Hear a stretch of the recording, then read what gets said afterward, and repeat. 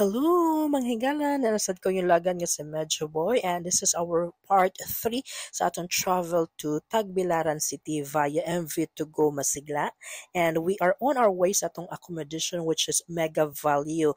Na siya nahimutang mga higala ang Mega Value sa first level or first floor sa MV to go Masigla. And we're on our way na mga higala. Ang sa right side portion ani niya mga higala mao ang mga business class kana siya window og na siya kaugalingon CR mga higala na siya window view sa sea mga higala. And kadto ta sa may tumoy mga higala kay nanahimutang dito ang atong area pinakatumoy siya nga bahin mga higala sa first level diri sa MV Masigla, and mao na siya ang sulod mga higala sa atong accommodation. And then after natugbutang sa atong mga gamit ato sa gibutang nito mag-tour sa ta mga higala, mao na siya ang again first level area, ama siya ang front desk mga higala, and mano siya di ang cafeteria mga higala, and then diri pasaka ta mga higala ngadto sa second floor. Atong tan-awon mga higala unsay naa sa second floor, naa siya actually ang second floor mga higala kay nara siya